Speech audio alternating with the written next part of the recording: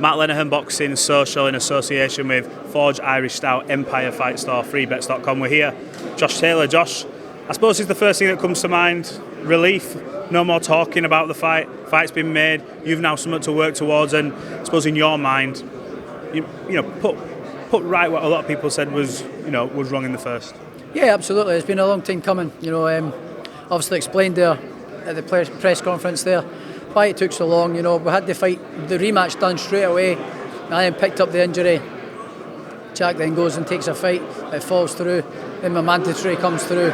So I had to go and take that. So yeah, that's why it's taken so long. All this sort of nonsense of me not wanting to fight and trying to run away is it's idiotic. It's just idiotic.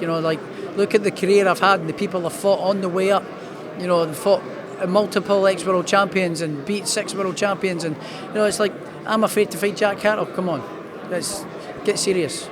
Obviously, you mentioned there was an attempt made to get it back on quite quickly. I know you relinquished your belt as well, yeah. And I know this is all. Yeah, I did. In terms to get this fight done, I've relinquished 3 of my belts to get this done straight away because all the mandatories started coming in, and then I was left with the WBO, and we were scheduled to fight for the WBO, and I obviously got the injury, and then Ben Shalom and Sky never nailed down the fight and rescheduled it, never got it nailed in, and then by that point the WBO come in and say, because you've not got that done, here's your mandatory TO, so take it or lose the belt. And it was the only belt I had left. Yeah. And I was like, well, I'm not going to give all my belts up, and I've got a chance to fight Madison Square Garden, so why not? Any man with sense and brains would do that, and I got a biggest payday, so why not?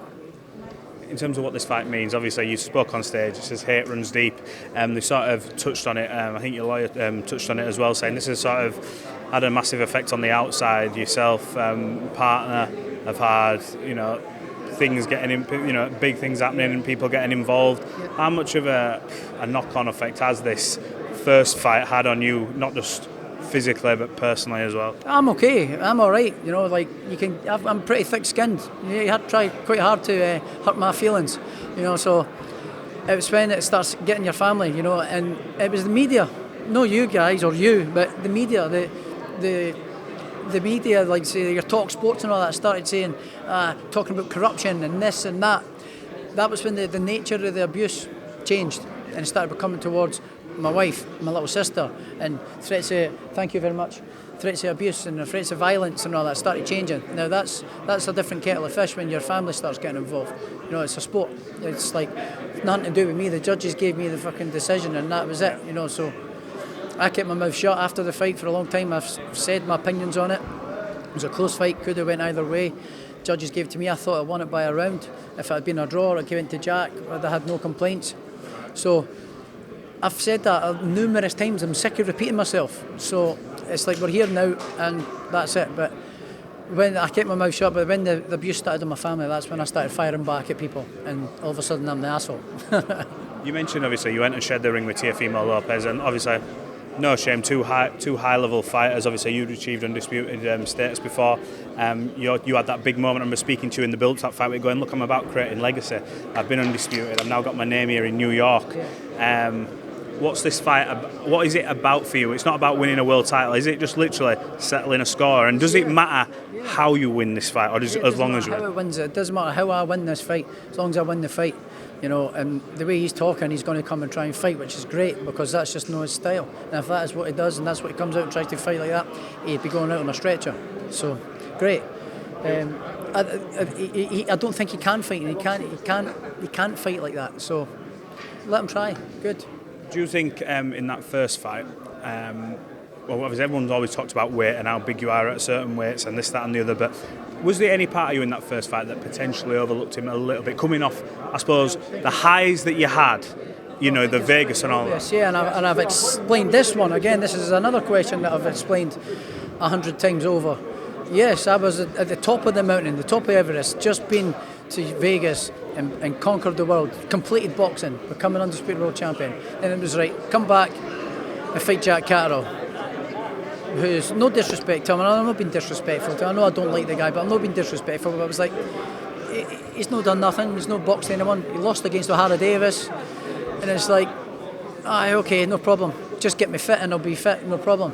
You know, I was still going out, I was still having a drink with my mates and just training, just getting fit, and just not taking it seriously at all. I was still heavy, fat, and left it all to the last minute and made the weight at the very last minute, and that was a performance I put in, which was shit. You know, so which all relates to underestimating your opponent and overlooking someone, not concentrating on what's in front of you, and that's a mistake that I made.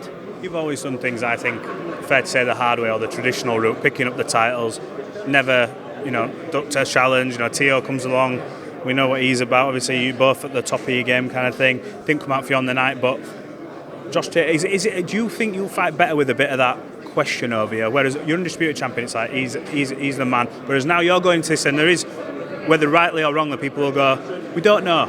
Is Josh Taylor, we're going to see the Josh Taylor back in the ring? Do you think you prepare better under them circumstances? This is just a fight that I'm up for.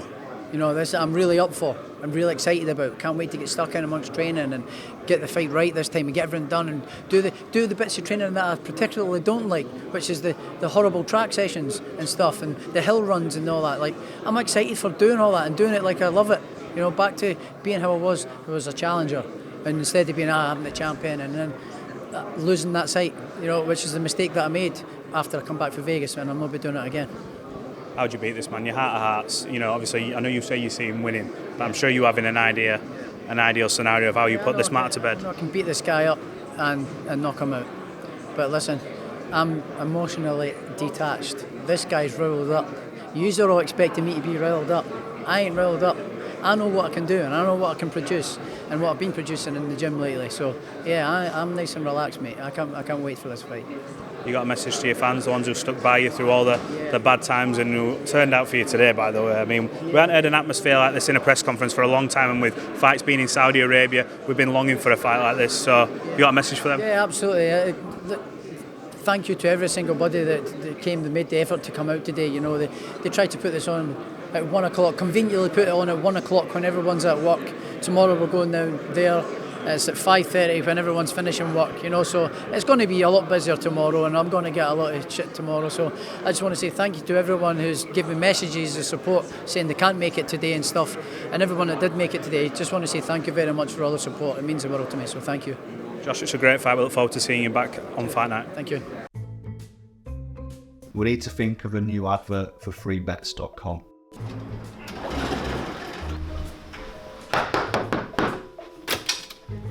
Get your best betting offers from freebets.com. Yeah, that'll do. The following deals are now live.